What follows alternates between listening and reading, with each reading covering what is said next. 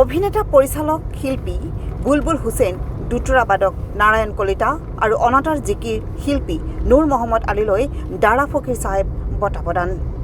অসম গৰিয়া পৰিষদে ৰাজ্যৰ বিশিষ্ট অভিনেতা পৰিচালক তথা শিল্পী বুলবুল হুছেইন, দুতৰা বাদক নাৰায়ণ কলিতা আৰু নুৰ মহম্মদ আলীলৈ জাৰি গীতৰ স্ৰষ্টা দাৰা ফকীৰ চাহেব বঁটা আজি প্ৰদান কৰে। বিশিষ্ট লেখক, গৱেষক, পৰিচালক, অভিনেতা তথা শিল্পী বুলবুল হুছেইনলৈ 2025 বৰ্ষৰ জাৰি গীতৰ স্ৰষ্টা দাৰা ফকীৰ চাহেব বঁটা আগবঢ়ায়। আনহাতে 2024 বৰ্ষৰ দাৰা ফকীৰ চাহেব বঁটা বিশিষ্ট দুতৰা বাদক অনাতাঁৰ শিল্পী নাৰায়ণ কলিতাক আৰু 2023 বৰ্ষৰ একেই বঁটা আগবঢ়াইছে অনাতাঁৰ জিকিৰ শিল্পী নুৰ মহম্মদ আলীক। এই বঁটা আজি হাজো পুৱামক্কা দৰগাহ শ্বৰীফৰ নামনিৰ মুখ্য তোৰণৰ সমীপত অসম গৰিয়া পৰিষদৰ উদ্যোগত অনুষ্ঠিত হোৱা জিকিৰ জাৰি প্ৰতিযোগিতাৰ মাজতে আনুষ্ঠানিকভাৱে বঁটাসমূহ প্ৰদান কৰে। ইফালে হাজোৰ ঐতিহাসিক পুৱামক্কা দৰগাহৰ মুখ্য তোৰণৰ সমীপত অসম গৰিয়া পৰিষদৰ উদ্যোগত জিকিৰ গাঁৱা হওক শীৰ্ষক এক অনুষ্ঠানৰ আয়োজন কৰে। এই অনুষ্ঠানত প্ৰায় 1000 শিল্পী আৰু ৰাইজে একেলগে পৰিৱেশন কৰে প্ৰাণৰ শিল্পী জুবিন গাৰ্গে কণ্ঠদান কৰা মোৰ মনত ভেদভাৱ নাই অ' আল্লাহ, জিকিৰ আৰু সুধাকণ্ঠ ভাৰতৰত্ন ভূপেন হাজৰিকাই কণ্ঠদান কৰা চাহেব যায় আগতে হয় চাহেব হয় গীত। এই বঁটা প্ৰদান অনুষ্ঠানত হাজো পঞ্চতীৰ্থ পৰিচালনা সমিতিৰ দলয় শিৱপ্ৰসাদ শৰ্মা, পুৱামক্কা দৰগাহৰ খাদিম হালহাজ ফৰিদ আলী, অসম গৰিয়া পৰিষদৰ সভাপতি আব্দুল হামিদ, সম্পাদক মইনুল হককে ধৰি কেইবাগৰাকীও বিশিষ্ট লোকে অংশগ্ৰহণ কৰে। হাজোৰ পৰা কমলাকান্ত দাসৰ ৰিপৰ্ট, AIN লাইভ। সকলো স্তৰৰ ৰাইজে আৰু শিল্পীবৃন্দই আমাক যথেষ্ট সহায় সহযোগ কৰিলে। পৰৱৰ্তী সময়ত আমাৰ অসম গৰিয়া পৰিষদৰ উদ্যোগ লগতে আমি সকলো জাতি জনগোষ্ঠীৰ সহায় লৈ অহবাৰ আমি দৰঙত এই জিকিৰ অনুষ্ঠানটো বহল ভিত্তিত পতাৰ কাৰণে আমি অসম গৰিয়া পৰিষদৰ তৰফৰ পৰা আজি আমি এনাউন্সমেণ্ট দিলোঁ।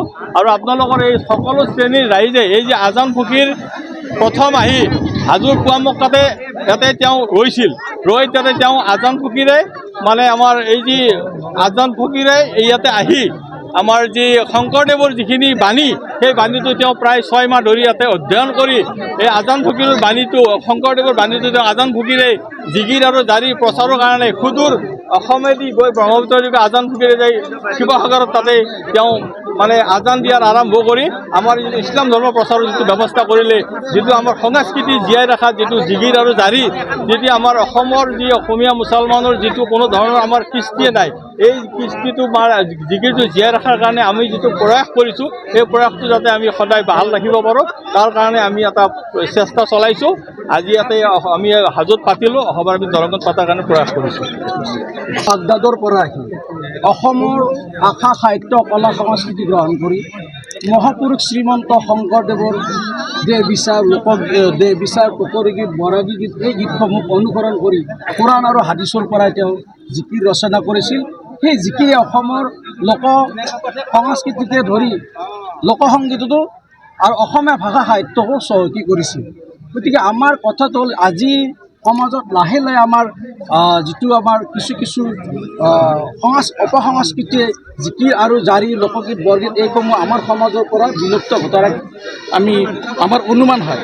এই জিকিৰ আৰু জাৰিখিনি যিহেতু অসমীয়া জাতিৰ এটা এৰিব নোৱাৰা অংগ, এই জিকিৰ জাৰিখিনি জীয়াই ৰখাৰ কাৰণে আমাৰ অসম গৰিয়া পৰিষদৰ পৰা এটা ক্ষুদ্ৰতম প্ৰয়াস যোৱাবাৰ আমি কলাক্ষেত্ৰত কৰিছিলোঁ, এইবাৰ তীৰ্থনগৰী হাজোত আমি কৰিলোঁ। আৰু মই আপোনালোকে আৰু এটা কথা ক'ম যে একাংশ লোকে, মই মোৰ বক্তব্যটো কৈছোঁ, একাংশ লোকে মহাপুৰুষ শ্ৰীমন্ত শংকৰদেৱৰ নামটোৰ লগত শংকৰদেৱৰ আৰু লগতে আজান ফকীৰৰ নামটো সংকটৰ সময়ত তেওঁলোকে ঢাল হিচাপে ব্যৱহাৰ কৰি আছে। কিন্তু আজান ফকীৰ চাহেবৰ যিটো কলা সংস্কৃতি, আজি জিকিৰ, এইসমূহ তেওঁলোকে জীয়াই ৰখাৰ ক্ষেত্ৰত কেইজনমান ক্ষুদ্ৰ শিল্পীৰ বাহিৰে বাকী আমাৰ বহু গৰিয়া মানুহৰ ধনী মানুহ আছে, টকা মানুহ আছে, বিভিন্ন আছে, কিন্তু তেওঁলোকে কোনো ধৰণৰ সহায়ো নকৰে, কেৱল আজান ফকীৰ চাহেবক ঢাল হিচাপে ব্যৱহাৰ কৰি আছে। আজি কিমান শিল্পী অংশগ্ৰহণ কৰিছিলে? আমাৰ আশা বহুত আছিল। আমি অৰ্থ সংকটৰ কাৰণে বহু শিল্পীক আমি গাড়ী যোগান ধৰিব নোৱাৰিলোঁ, তাৰ বাবে আমি দুখিত। আৰু যিহেতু জিকিৰ শিল্পীসকল সঁচাকৈ দুখীয়া মানুহ, তেওঁলোকে আমি নেদেখা পাওঁ, আমাৰ নিজৰ চুবুৰীটো যদি এইবিলাকা নহয়, জিকিৰ শিল্পীটোক জিকিৰ গীত পৰিৱেশন কৰিব নিদিয়ে, লোকগীত শিল্পীটোক লোকগীতটো পৰিৱেশন কৰিব নিদিয়ে। এইটো পৰম্পৰাগত আমি প্ৰায় দেখি আহিছোঁ। তেনেস্থলত তেওঁলোকক আমি উপযুক্ত এখন মঞ্চ দিয়াৰ কাৰণে আৰু জিকিৰ আৰু জাৰিখিনি চৰ্চাত ৰখাৰ কাৰণে আমি এই প্ৰয়াসটো চলাইছোঁ।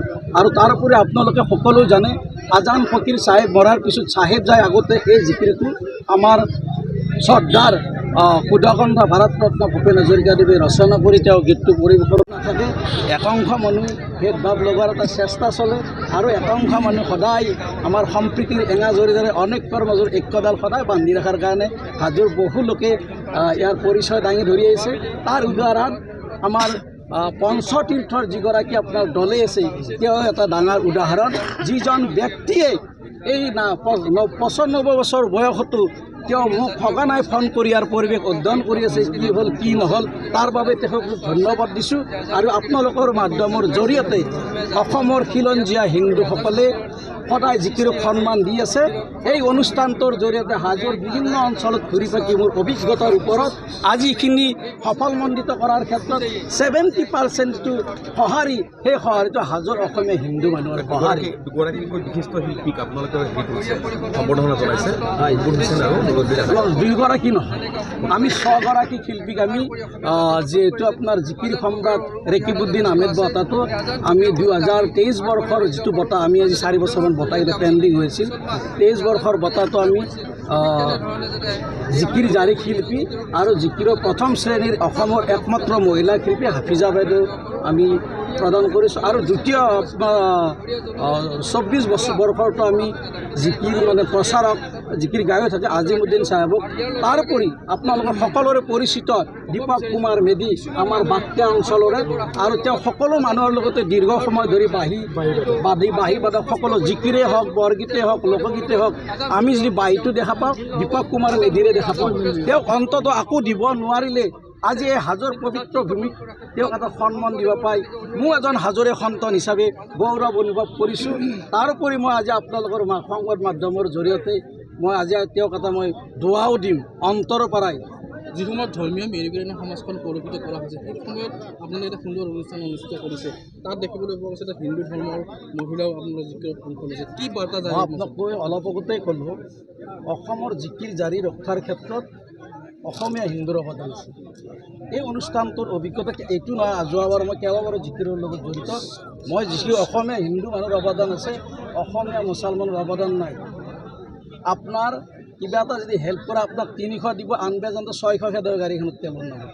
তেনেস্থলত এই জিকিৰ আৰু সাম্প্ৰদায়িক যিটো সংঘৰ্ষৰ ক্ষেত্ৰত অসমীয়া আমাৰ খিলঞ্জীয়া হিন্দু মানুহে এই ৰক্ষা কৰাৰ ক্ষেত্ৰত মুখ্য ভূমিকা লৈ আছে, আৰু আমি আশা ৰাখিছোঁ পৰৱৰ্তী সকলোকে ভূমিকা ল'ব বুলি মোৰ দৃঢ় বিশ্বাস। যিকোনো খবৰৰ বিজ্ঞাপনৰ বাবে যোগাযোগ কৰক 7896121996।